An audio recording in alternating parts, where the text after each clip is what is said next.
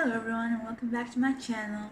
Today we're going to talk about the first book I read in this year's Owls Readathon, and it was Crescent City, Book 1, House of Earth and Fire by Sarah J. Maas.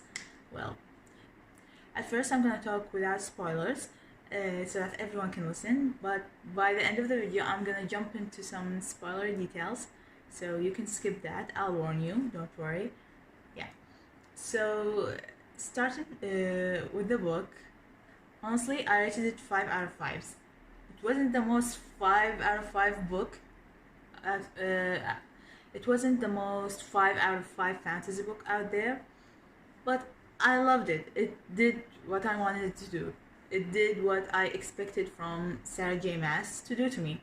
So yeah, I gave it a subjective 5. But honestly, objectively, it would be a 3.5 to a 4. Considering the reviews I saw and some details I picked up myself. So yeah, let me summarize the book for you a little bit. Well, we start with this girl, Bryce, a half human, half fae, in a world where humans are the lowest and half breeds are honestly just as bad, at least for those who are better and more high up. High-end creatures, so in this world we have angels, we have demons occasionally, we have the fae, which we know we love, and we have shifters, not just werewolves. No, we have all kinds of shifters, even butterfly shifters. Like, I love that one, honestly. Yeah, so the book starts with Bryce, our heroine, and her best friend Danica. So these two young girls, let's say they go through some events.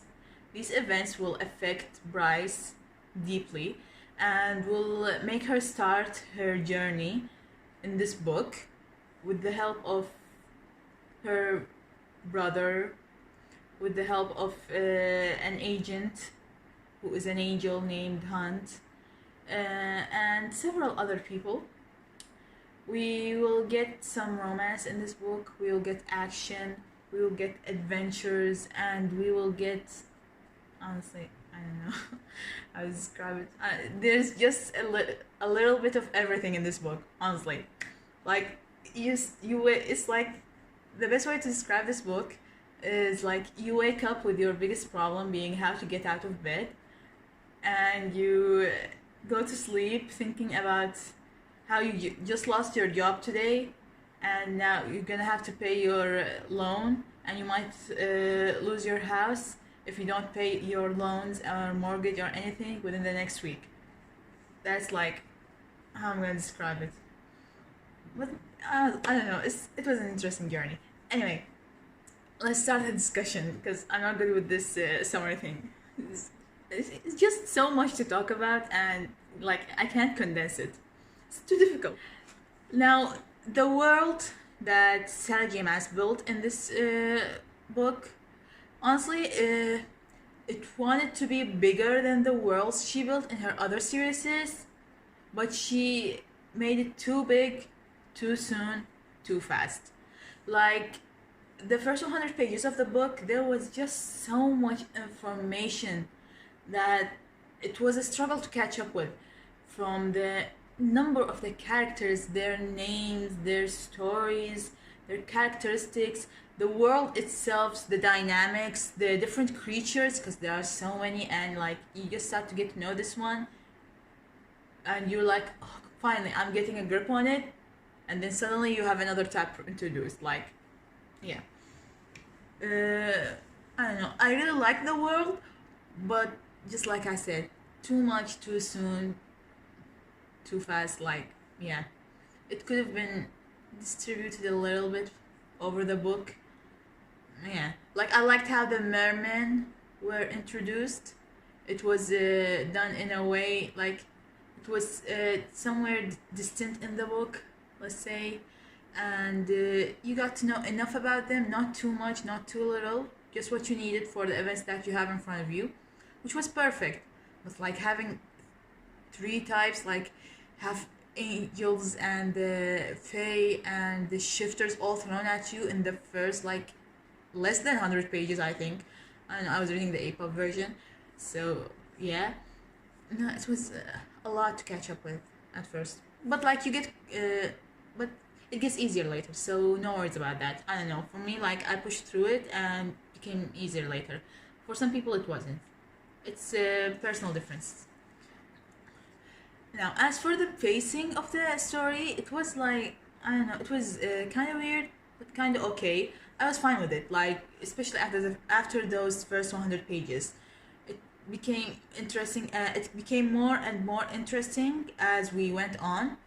So I was fine with it. But the beginning, it was so much wanted to happen in the beginning, but there was nothing to happen in the beginning. I don't. It was weird dynamic. But it was, it was fine. You can move past it. As for the characters and the relationships, so they remind me a lot of some of her other characters from her other series, especially Bryce. Like Bryce, Selena, Farah, they're like a similar mold. I wouldn't say they're the same mold. I wouldn't say they are twins, but they are relatives, and. But I love that. Like, that's why we love Sarah J. Maas's books. That's what draws us in. So that's what drew me into this one too. But if you don't like that kind of characters, that tough, badass female who can hold herself up and take things into her own hands, doesn't need anyone to save her, and isn't a damsel in distress, then yeah, this is a book for you. But like, it's not as badassery female as Selena in Throne of Glass. It's more of a badass, sassy female from downtown. But it was nice too. It was fun. It was a change from what I'm used to, at least.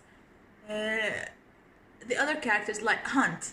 Well, Hunt wasn't as interesting as Ron or Reese from her other series. He was very interesting. I'm gonna tell you, his story is beautiful. It hurts. It makes you want the best for him. It makes you want him to thrive and survive and move past everything and get everything that he wants and deserves.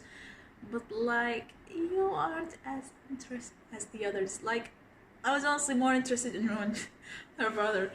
I don't know. Like, there was just so much more that could be done with them. Like, Hunt's character line, storyline was it was something we've seen a lot before. At least for me. Like, I love that tortured character type, so I read a lot about that. But it's still fun. It was so fun. I liked it. Now it hit me. I know I couldn't like him so much from the first go.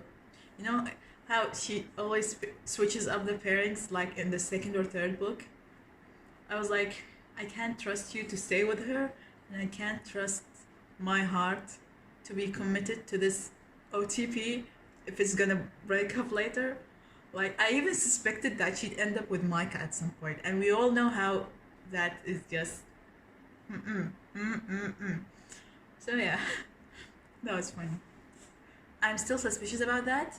Like, I have my doubts, I have my fears, my heart isn't completely comfortable because it's Sarah J. Maas we're talking about. But we'll see what happens. The Autumn King, okay, that guy was a narcissistic, and we all know it. He knows it.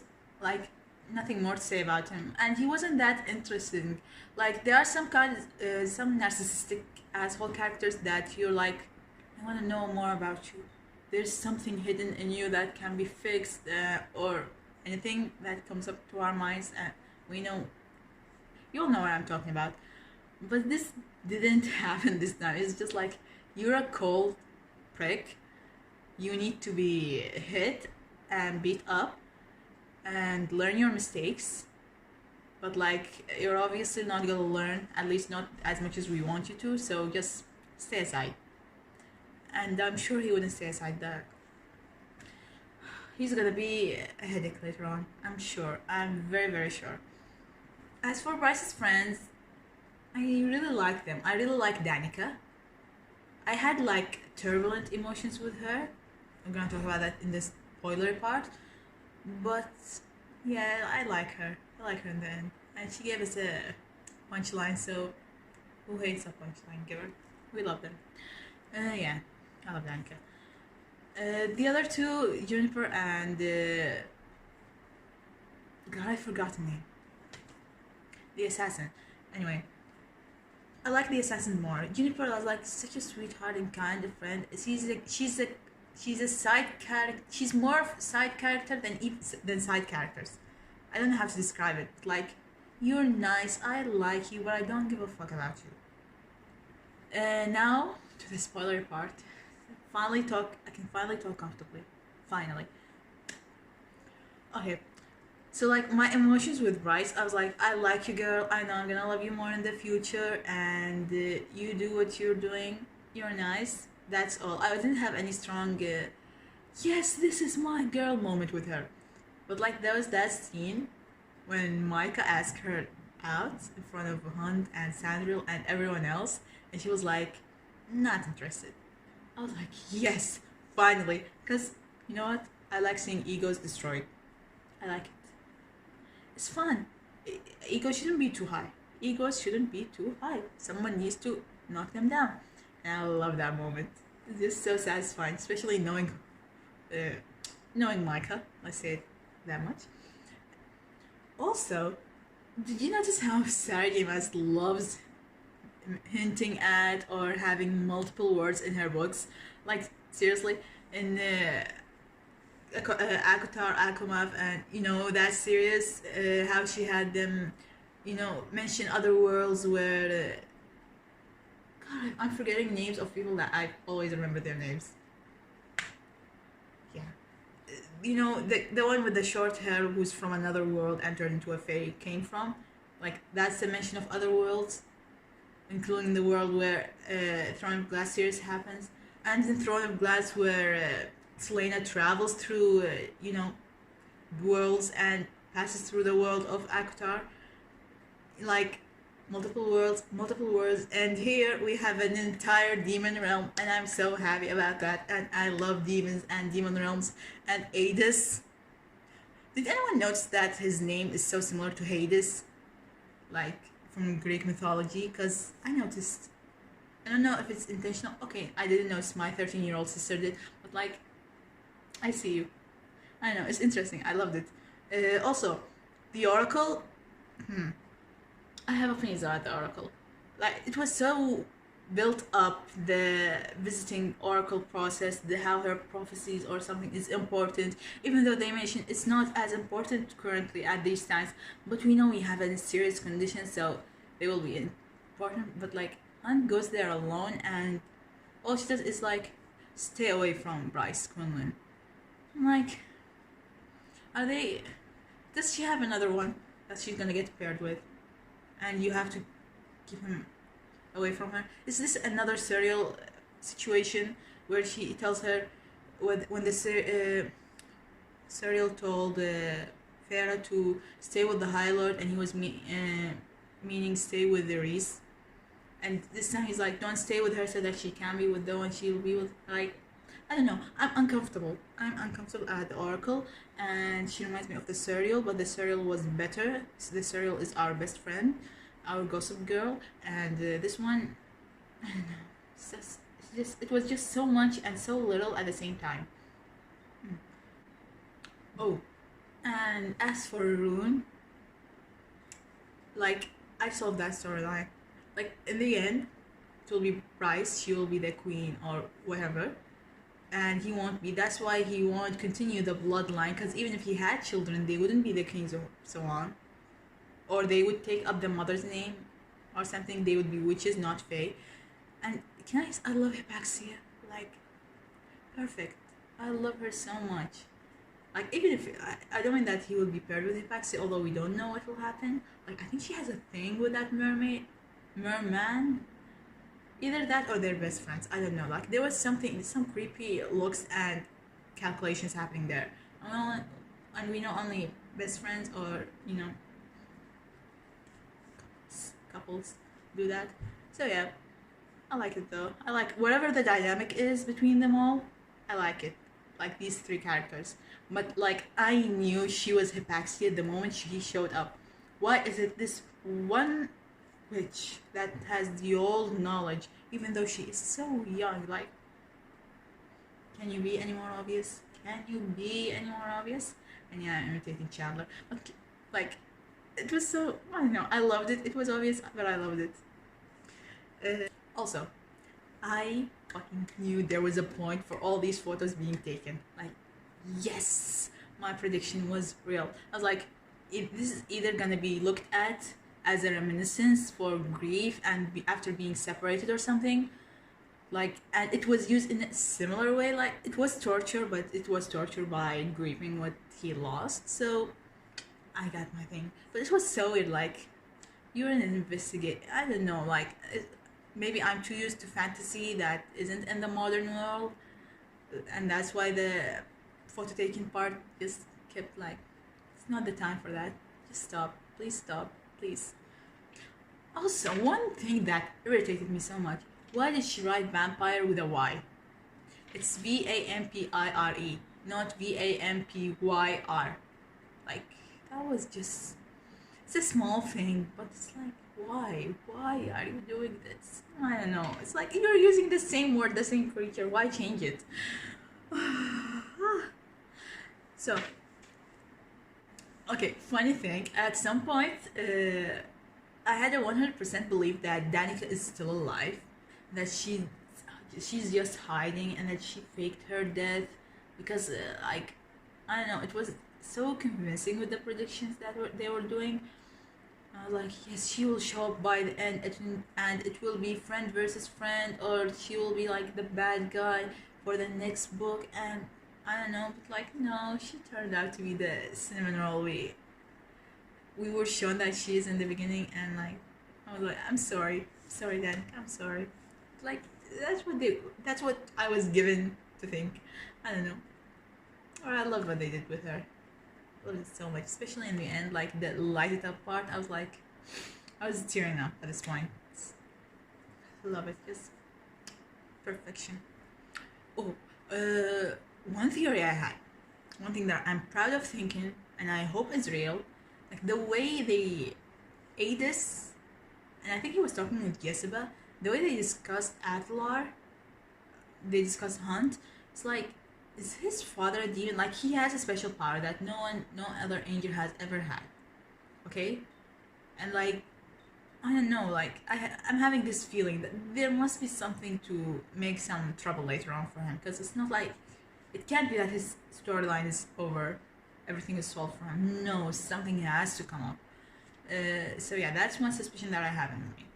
Also, for Bryce being the real Starborn, or like the more powerful Starborn, it was kind of predictable. Like, it's just a hunch. I was like reading by midway through the book, and you know, when they start discussing the Starborn powers in the library, I was like, well, maybe she's the Starborn. Like, why can't she have that power? At least she'll be special with something. She's the heroine of the book. She has to have something about her. Even if she's human with no powers or something, she's gonna get something, or there will be something hidden. Like, you know that getting into this, and it appeared to be right. But it would have been enough for her Starborn powers to show up now. Like, this getting the power from every single person who ever touched the gaze thing was just. Does it have to be given now? Does she have to suddenly get this much power? Like, was it necessary to achieve her goal? Like, all she needed was her first light and Starborn power. Like, I don't know. It was like, didn't make a lot of sense to me. Weird. But you know what? Like, with all these notes, I would have objectively like give it a 3.5, a 4. But I just, despite everything, I enjoyed it so much, so much. It was so fun. Like, the last 200 pages, I was like, I read them in one sitting, and it was like page after page, and I was like, what the hell is happening in Paris? Like, come here, get dinner, and so on. I was like, just eat quickly and get back to reading, or like just reply to my friends quickly just to get back to reading it and finishing it. It was really good. It grabbed my attention, and you know what? That's what I want from a book. I want it to grab my attention, to take me away from the real world, especially nowadays. Like, what is the real world now? It's like just a pain, it's just a headache. So yeah, I don't know, I love this book. I hope you enjoyed this too. I hope you enjoyed this video, and like it if you liked it, and subscribe to the channel if you want to see more reviews for the other books that I'm gonna read this month. So yeah, currently I'm reading On Honeymooners, and I haven't laughed so hard in a long time. It's like so fun. I'm like only halfway done with that one. So yeah, goodbye. See you later. Yeah, see you later.